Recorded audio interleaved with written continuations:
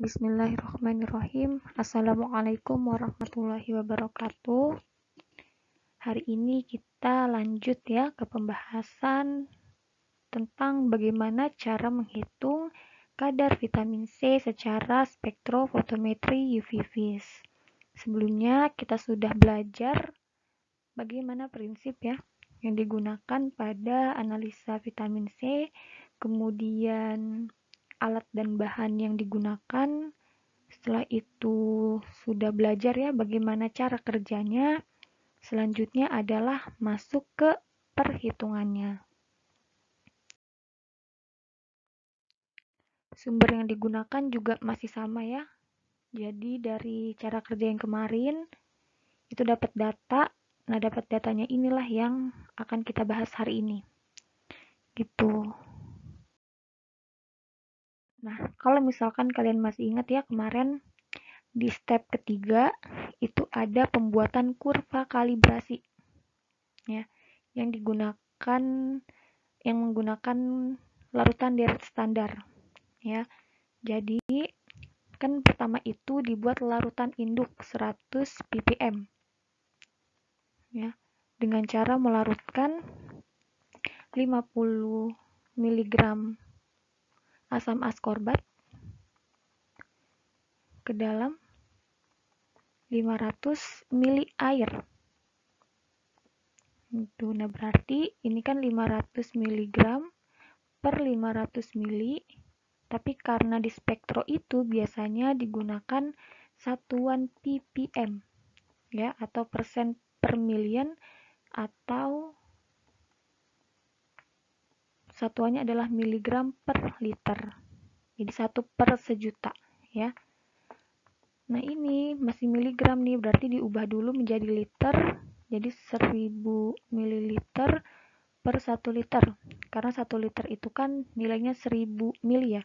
Biar bisa dicoret, 1000-nya itu diletakkan di atas. Gitu. Coret-coret jadi 2 sama dengan 100.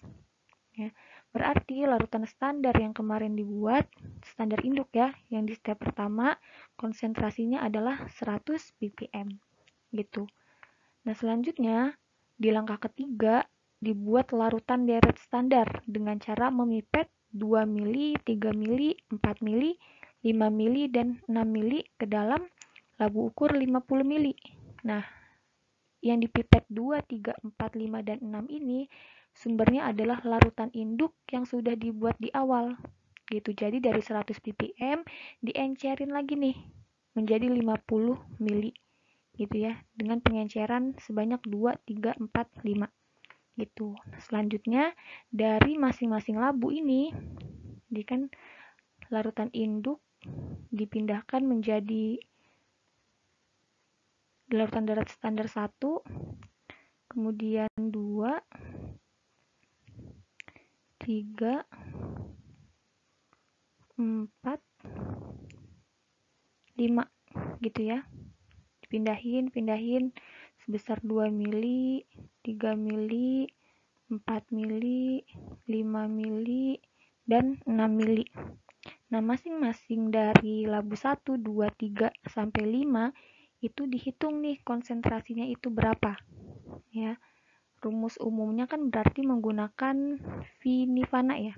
Jadi volume 1 dikali konsentrasi ya sama dengan volume 2 dikali konsentrasi 2. Kalau kita ingin mencari konsentrasi kedua, berarti volume 1 per volume 2 dikali dengan konsentrasi yang pertama.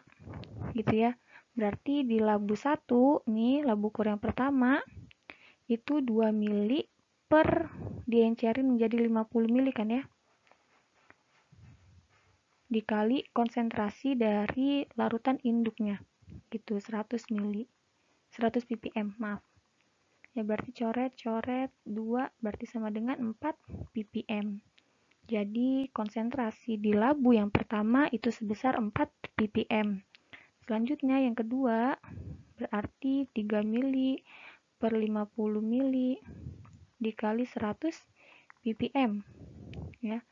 Coret sisa 2 berarti 6 ppm. Labu ketiga juga berarti sama cara menghitungnya, 4 mili per 50 mili dikali 100 ppm. Coret-coret, sisa 8 ppm. Labu kelima juga sama, 5 per 50 mili dikali 100 ppm sama dengan 10 ppm ya. Nah, kemudian labu yang terakhir, labu kelima juga sama. Arti di sini 6 per 50 mili dikali 100 ppm. Mili ya, mili sama dengan 12 ppm. Gitu. Ya, sudah dapat nih konsentrasinya. Selanjutnya diukur kan ya, nih. Langkah ketiga, diukur serapannya pada panjang gelombang maksimal yang diperoleh. Jadi masing-masing deret standar ini dilakukan pengukuran ya, berapa besar serapannya atau besar absorbansinya gitu. Jadi nanti dibuat tabel nih. Data pengamatannya itu dibuat tabel di sini ya. Yang pertama itu ada konsentrasinya, berarti dalam satuan ppm ditulis nih, berarti 4, 6, 8, 10, 12 gitu. Nah, di sininya berarti adalah serapannya atau besar absorbansinya. Jadi masing-masingnya berapa itu dicatat. Ya. Next. Nah, selanjutnya ternyata di jurnal yang sebelumnya yang Ibu kasih itu tidak dilampirkan ya nilai absorbansinya dia berapa. Jadi kita tidak bisa menghitung nih berapa nilai persamaan garisnya gitu. Jadi Ibu ambil jurnal yang lain, jurnal baru tapi prosedurnya masih sama. Gitu, prosedurnya sama-sama menentukan kadar vitamin C ya menggunakan spektrofotometri UV vis. Ya, ini dari jurnal J-Hashtag ya. Jadi kalian bisa cari jurnalnya ini melampirkan nih nilai absorbansinya gitu. Jadi ini contoh aja ya. Nah, kemudian setelah kamu menghitung konsentrasi ya tadi nih dapat nilai absorbansinya sekian sekian sekian, selanjutnya adalah dibuat persamaan garisnya. Dibuat grafiknya, kurvanya. Ini ya, buat kurva kayak biasa aja. Sini ada X, di sini ada Y. Gitu, nilai X ini merupakan konsentrasi. Satuannya adalah ppm. Selanjutnya yang garis Y ini merupakan absorbansinya. Gitu. Jadi dibuat nanti di kertas milimeter block biasanya ya, kalau nanti kalian praktikum. Jadi disiapin aja dari sekarang. Nah, nanti kalau misalkan kalian sudah dapat nih datanya, langsung aja dimasukin. Berarti nilai X di sini ada 4, 6, 8, 10, 12. Kemudian nilai absorbansinya dilihat aja nih satuannya. Lama-lama akan naik ya. Gitu. Nah, selanjutnya setelah dapat setelah dapat kurva, setelah membuat kurva, selanjutnya adalah dicari persamaan garisnya berapa. Nilai persamaan garisnya ya. Caranya adalah ini. Rumusnya adalah Y sama dengan A ditambah B dikali X. Ini rumusnya. Jadi kan di slide sebelumnya itu ada dua tabel ya.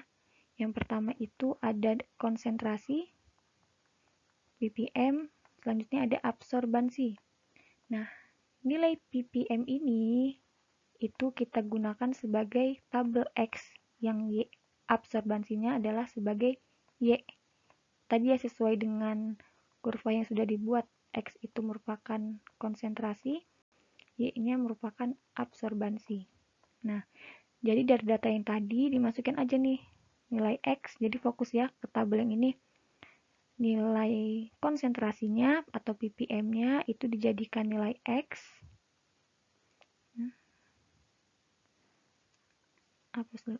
jadi nilai X, sebentar, jadi nilai X ya untuk absorbansinya, konsentrasinya tadi ada 5 ya, 5 kali percobaan. Kita ada 4, 6, 8, 10, 12. Kemudian besarnya penyerapan itu dimasukkan ke dalam tabel Y gitu. Nah, selanjutnya adalah tabel ini X kuadrat artinya adalah nilai X di sini dikuadratkan. 4 dikuadratkan jadi 16. 6 kuadratnya adalah 36. 8, 64, dan seterusnya.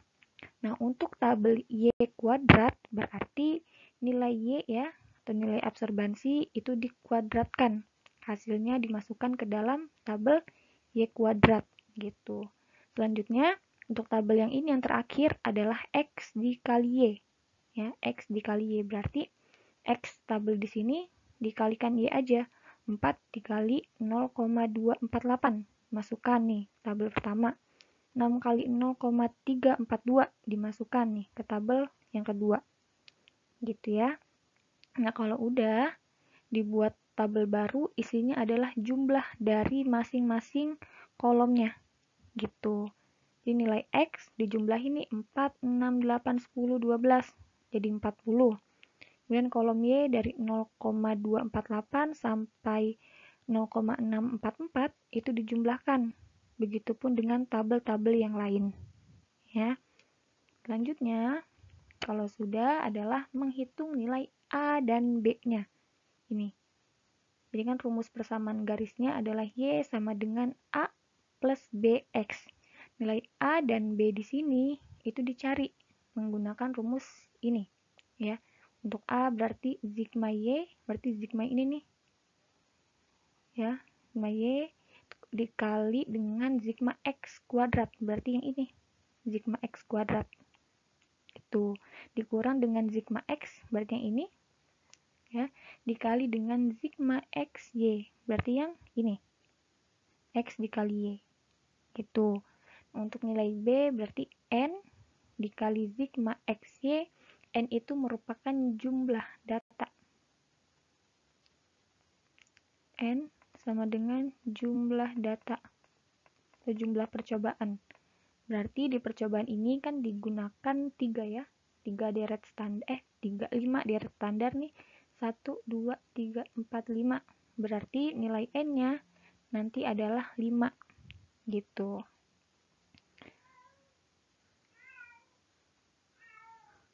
Selanjutnya XY berarti yang ini digunakan. Kemudian sigma X berarti yang ini. Sigma Y yang ini nih. Total dari Y. Kemudian dibagi dengan N. N berarti jumlah. Dikali X. Sigma X kuadrat. Berarti yang 360. Dikurang sigma X. Tapi dikuadratkan. Jadi 40 tutup kurung kuadrat. Ya. Jadi tolong dibedakan ya. Antara sigma X tutup kurung kuadrat dengan sigma X kuadrat. Kalau sigma X kuadrat berarti yang digunakan ini nih, tabel X kuadrat. Ya, kalau yang ada tutup kurungnya berarti yang sigma X biasa kemudian dikuadratkan. Gitu. Nah, selanjutnya ini kita coba ya latihan menghitung nilai A dulu. Nah, nilai A-nya dulu berapa? Jadi ini rumusnya A itu kan sama dengan, tulis aja ya, sigma Y berarti yang ini 2,229 dikali dengan sigma X kuadrat berarti yang 360. Dah, dikurang sigma X berarti 40 dikali dengan sigma XY berarti yang 19,862 per N. N-nya itu total data, ada 5 ya.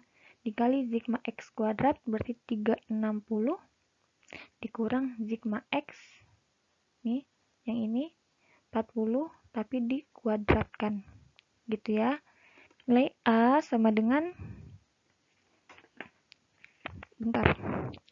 2,229 ya, dikali hasilnya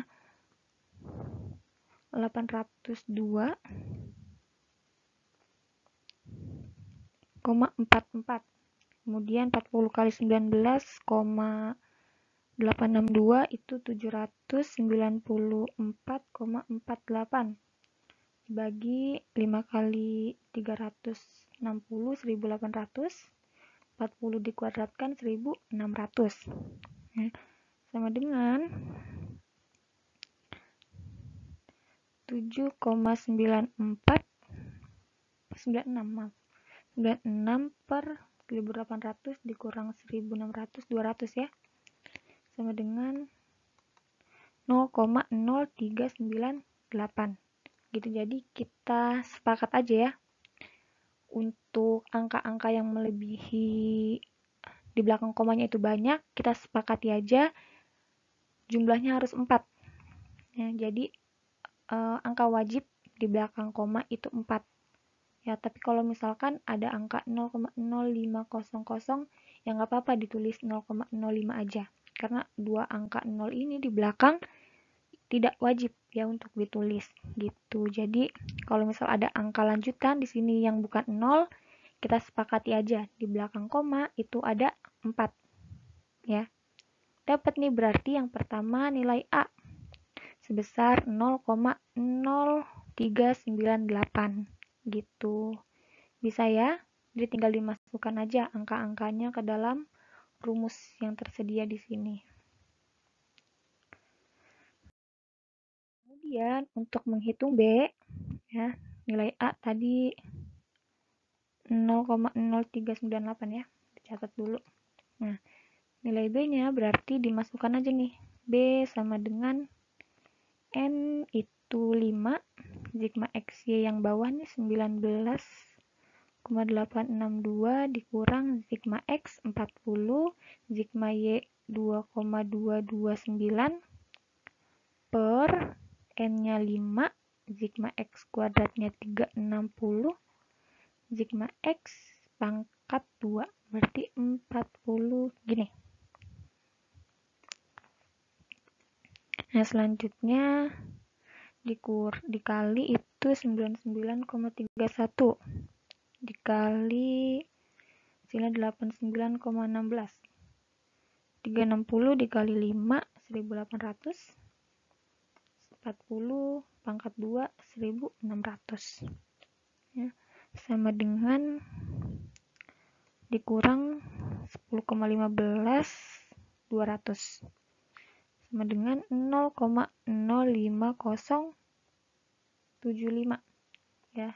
Kita sepakat aja cuma 4 angka ya belakang koma, berarti 0,0508. Karena 5 ya, kalau 5 itu depannya ganjil berarti harus ngikut ke atas ya.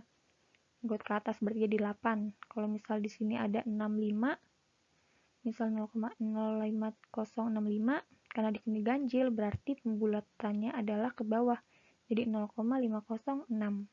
Gitu ya. Karena di sini ganjil berarti ke atas. Jadinya 8. Gitu. Nah, berarti tadi kan persamaan garisnya itu Y sama dengan A plus BX. Gitu ya. Berarti nilai Y sama dengan A-nya nih kita sudah dapat 0,0398 ditambah B-nya sebesar 0,0508X. Nah, persamaan inilah yang nantinya akan digunakan untuk menghitung kadar dari sampel yang dianalisa. Jadi kan sampelnya nanti diukur ya nilai absorbansinya berapa, nanti dikonversi pakai persamaan garis ini. Nilai Y ini merupakan tadi besarnya absorbansi ya. Sedangkan X di sini adalah nilai konsentrasi. Nah, jadi kalau misalkan si sampelnya nih udah didapat ya, diuji di spektro, dapat tuh nilai absorbansinya berapa. Nah, itu tinggal dimasukkan ke dalam Y sini. Nah, berarti cara menghitung konsentrasinya ya tinggal putar ruas aja gitu. Jadi X sama dengan Y plus B dibagi A gitu. Nanti akan kita coba ya. Nah, selanjutnya, selain menghitung persamaan garis ya, Y sama dengan A plus BX, kita juga harus menghitung nilai regresinya. Ini untuk menghitung garis miringnya. Ya, garis miringnya. Jadi semakin bagus, semakin mendekati angka 1, maka grafiknya itu semakin bagus. Artinya percobaannya itu semakin teliti.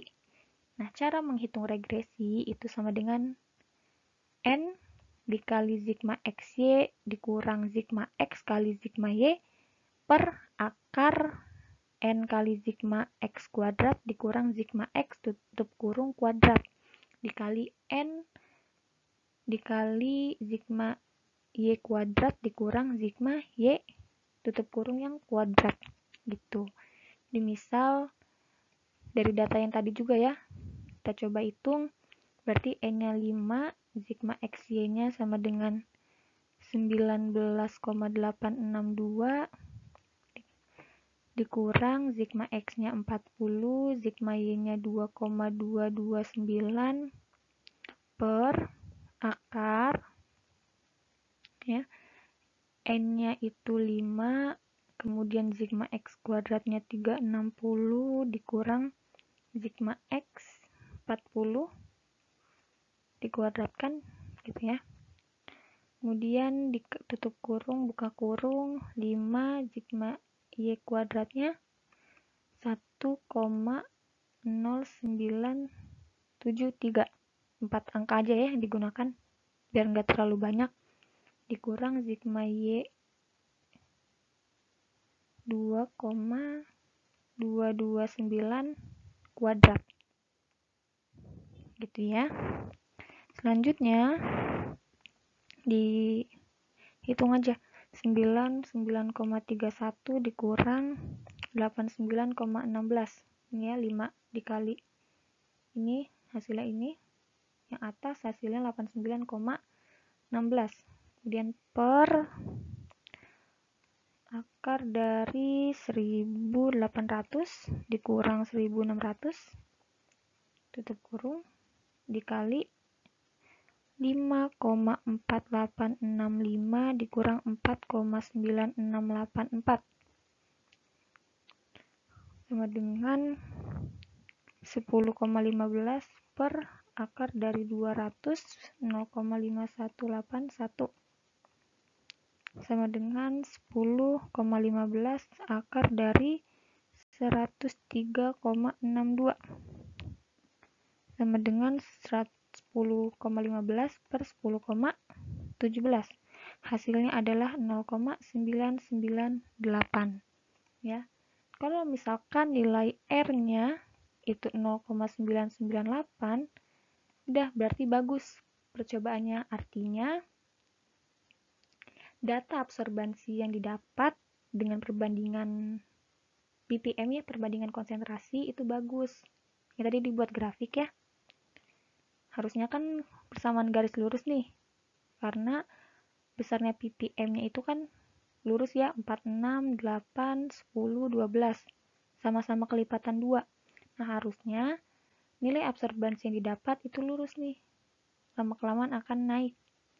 Nah, kalau misalkan semakin sempurna ya, semakin sempurna persamaan garisnya berarti kan nilainya 1 ya. Nah, tapi kalau misalkan sudah mendekati 1 nih, seperti ini angka ini 0,998 berarti sudah mendekati garis lurus. Artinya percobaannya ini sudah bagus gitu. Kemudian gimana kalau misal hasil regresinya itu di bawah dari 0,9? Nah, biasanya kalau hasil regresinya itu di bawah 0,9 berarti kan persamaan garis lurusnya ini enggak lurus ya, artinya titik-titik di sini jauh dari garis gitu, semakin jauh dari garis. Nah, itu biasanya dilakukan pengukuran ulang deret standarnya gitu. Jadi bisa jadi nilai R yang kecil itu disebabkan karena pembuatan deret standarnya itu tidak teliti. Jadi kan karena yang dipakai itu konsentrasinya kecil-kecil banget nih, ada 4, 6, 8, 10, 12 gitu. Jadi kesalahannya juga akan semakin besar gitu. Makanya bisa jadi ya nilai regresi yang didapat kecil ini karena ketika memipet yang tadi kecil-kecil tuh cuma 2, 3, 4, 5, 6 mili bisa jadi kelebihan atau kekurangan. Makanya nilai absorbansi yang didapat juga nggak lurus gitu. Jadi nanti ketika percobaan itu kalian harus hati-hati dalam membuat deret standarnya. Dan memang di setiap percobaan ya, di setiap analisa yang dilakukan oleh analis memang dibutuhkan ketelitian yang tinggi gitu. Nggak berasa ya sudah 25 menit. Padahal ini belum menghitung kadar. Ya udah, untuk menghitung kadar di next video.